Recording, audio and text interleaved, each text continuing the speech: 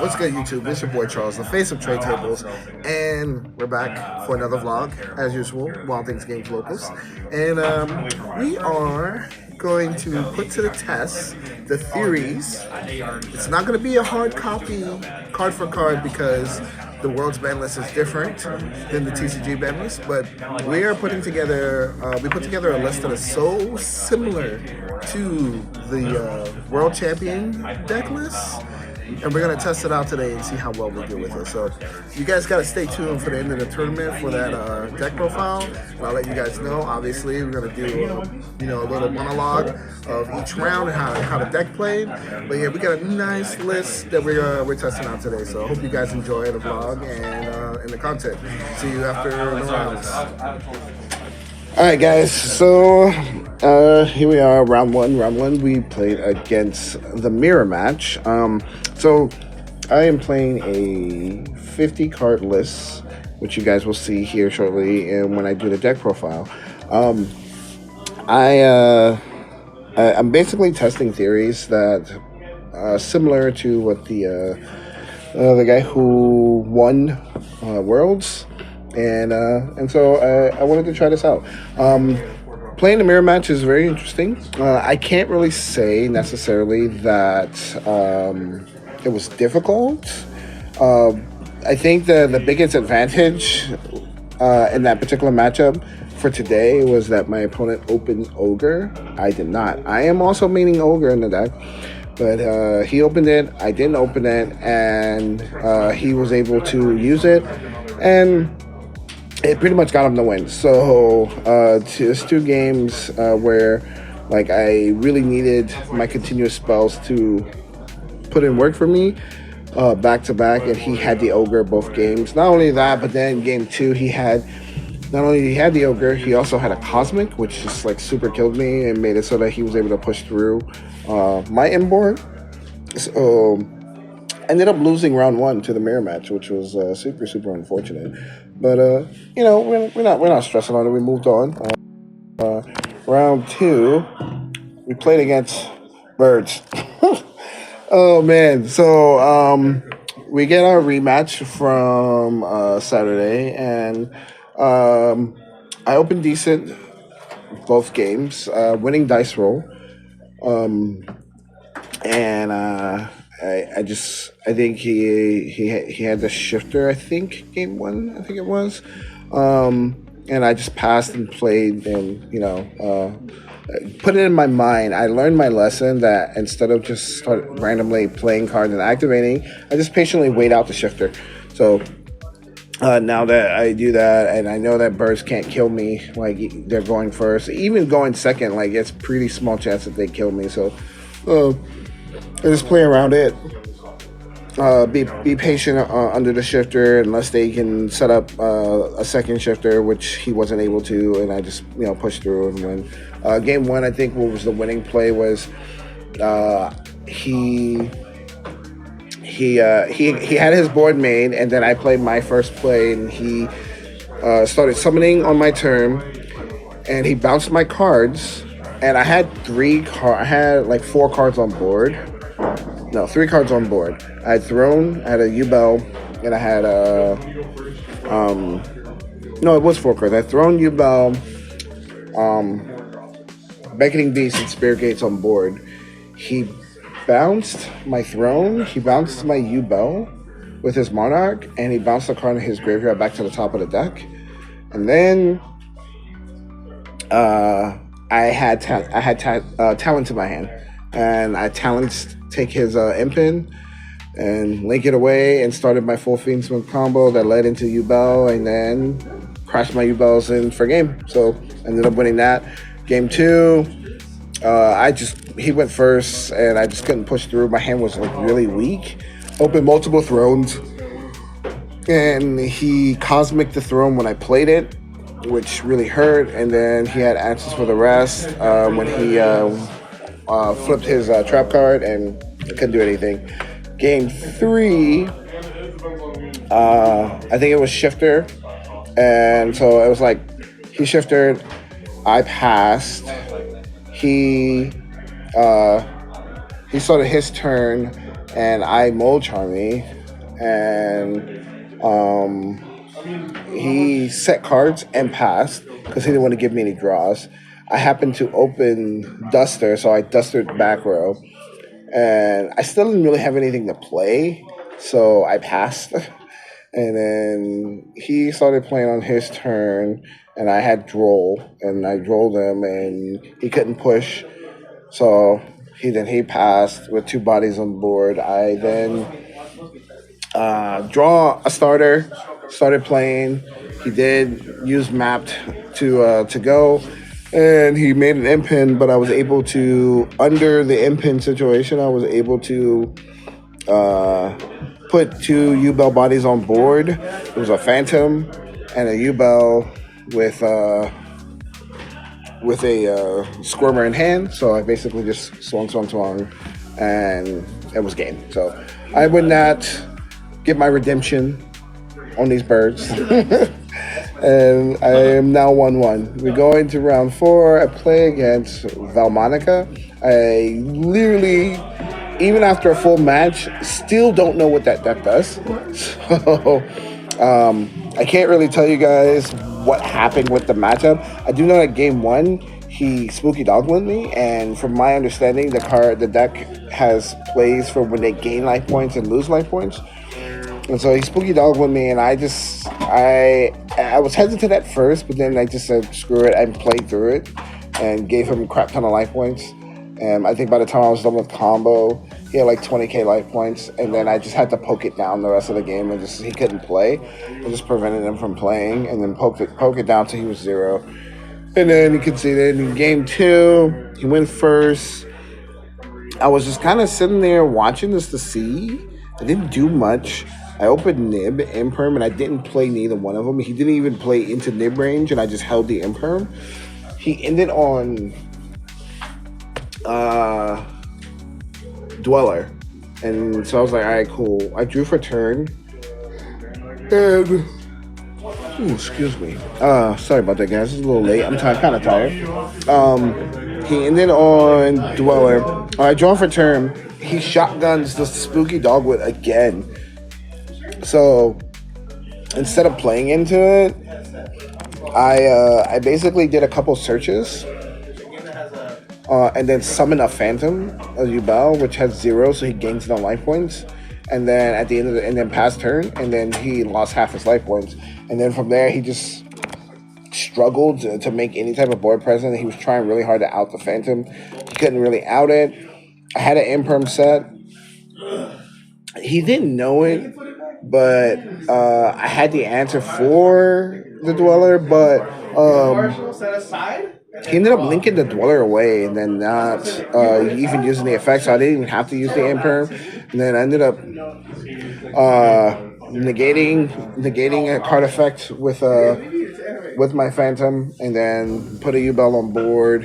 He got to a point where he removed my U-Bell, so I nibbed him, and then from there, after I nibbed him, I reborn my U-Bell on my turn. I reborn my Spirit with Gates, and then popped it with a Nightmare Pain, summon a U-Bell with a Skirmer in hand, and then swing into the token. The token had like 41 defense, and I ended up 42 defense, and I ended up winning the game that way. So we're now X1, and it's a 4-round tournament. So next round is the last round, round 4. Round 4 we play against Salad. I win dice roll. And I basically play through a couple hand traps, make board. He starts to play. I think eventually he just couldn't break through enough, and so I ended up winning game 1. Which, I mean, it's kind of typical with playing against Silence. Like, either they have enough hand traps or they don't, and then it's just really hard for them to play through the U-Bell board. Game 2 was a little grindy. I tried really hard, like, to play through his board, so I didn't open Nib, which was, didn't help for that matchup for me for game 2. And I tried to bait him into activating card effects. He was super smart. He impatient, didn't activate. and didn't waste cards. And so he ended up basically completely locking me out, and I lost game two. Game three, I opened so poor. I opened like four hand traps, which is fine, right? But then one starter, and the one starter was Perimap, which I don't regret playing the card because it is another starter. I'm playing a 50 card list, and so having as many starters as possible seems good. But it does suck that when the only starter you open can cost you half your life points, and if you get hit by a hand trap afterwards, you just kind of lose the game. So that's kind of what happened. I got hit by a hand trap, and he just played like really passive and poked me down, and then the next turn, I did draw to start combo, but it wasn't a U-Bell piece, which is what I really needed. I needed U-Bell cards, and he ended up nibbing me, and because he nibbed me, I could not recover from it, and I think I only had like 2,000 life points left after his first attack from his last turn, and he just got in with the nib and one more body and swung for game. So I ended up going 2-2. I am not saying that the list is bad. Maybe a couple little tweaks, but we will let you guys see the deck profile here shortly. All right. All right, guys. So we're gonna go ahead and show you guys the deck profile. Like I said in my monologue, like I don't think that the list is bad. Maybe a couple little tweaks and changes, but otherwise the list is like really solid. So we're gonna show you this list a little bit different than we usually do, so that you can understand the reason why the list is the way it is. All right.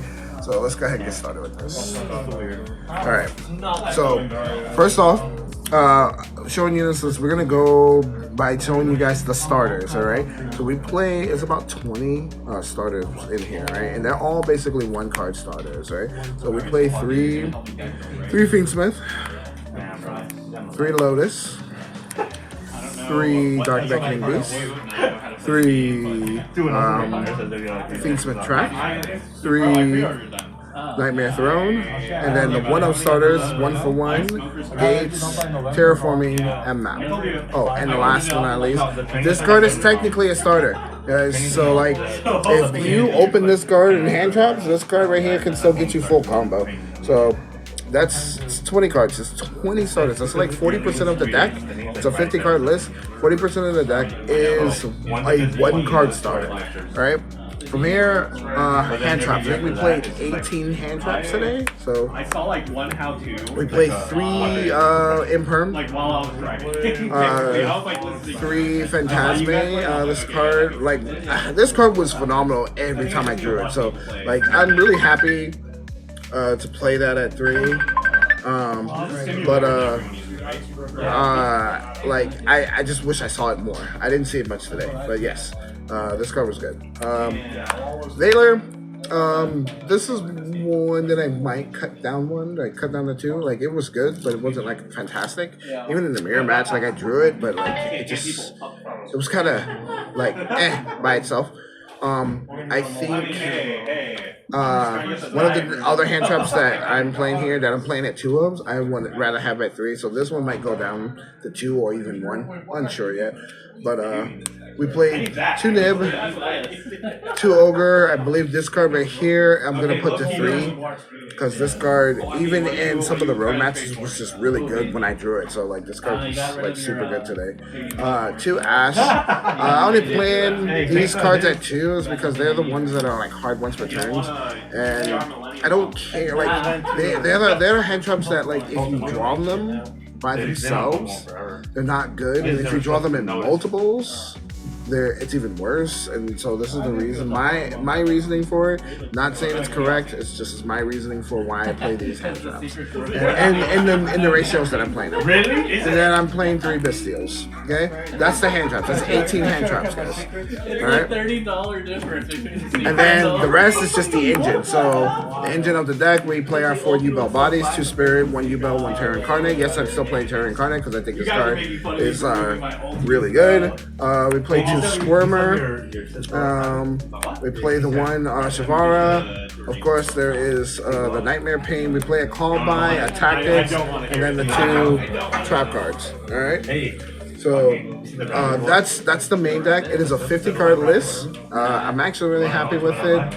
I just think maybe a couple little minor changes might be it. This is the extra deck. I might tweak this a little bit too, just to see. But we are on 3 Phantom as always because like this card is freaking ridiculously good. Still playing the one Desiree and the 2 TCG exclusives. I think these are just like super important and just have to be played. I wish you didn't have to, but like, or at least this one, because that would just, you know, make space. I don't go into it all the times, but there are times when it does come up, especially when you open just a one card starter and you need to do the full combo. So sometimes it's just how it is. So you need this card for hanging out.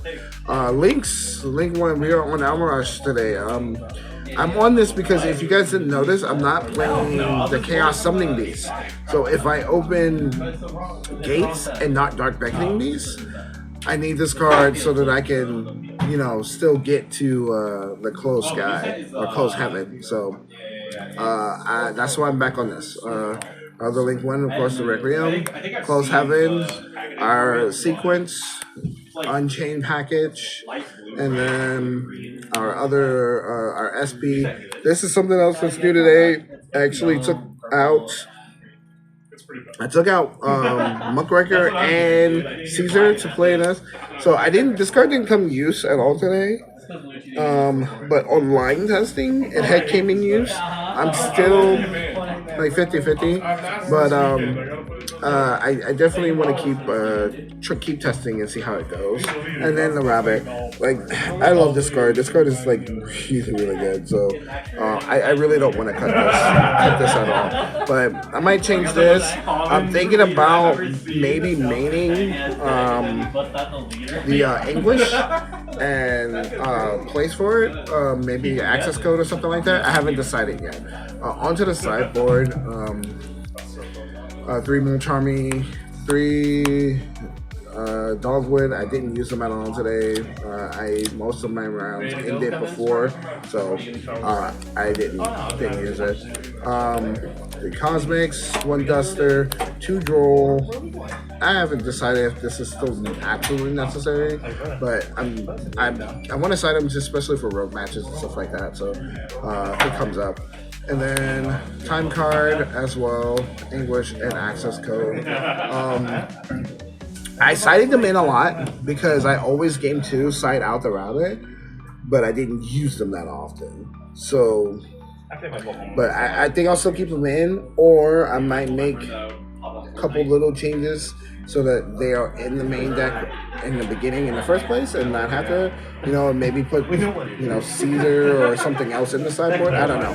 But, like, I feel like the deck needs to have something that is really good going second no matter what in the main board. And this engine is super solid going second. So I'm thinking about putting this in for if I lose dice roll. So that's pretty much it. But that's the end of the deck profile, guys. Tell me what you guys think. You know, as usual, like I said, comment and you know, give me your opinions of what you think about the deck profile, what you think about the deck, what you guys think about the deck that won Worlds and his deck profile. You know, like I thought it was really good, and that's why I kind of try to, you know, test some theories and make a similar build, but not quite the same. And I'm still working on the kinks, but I thought he had some really good ideas, and I thought the theories behind it were super, super good. So I was just trying to make it my own. So yeah, tell me what you guys think. As usual, please subscribe to the channel. It helps out a lot. We're still on our goal to try and get 1,000 subs. And if we get 1,000 subs, we're going to do another giveaway for, you know, a field center. Field center of your guys' choice. All we have to do, we'll put like maybe a voting thing, or do a video where you guys post up comments on what you want. But yeah, just we get to that 1,000 subs, we will do another giveaway, guys, and we're actually looking forward to trying it out. So and like the video because it definitely helps. It makes it so that other people can get to see the content as well as. But that's going to be it for today. And I hope you guys enjoy the content. This is your boy, Charles, the Face of Trade Table, signing out. Peace.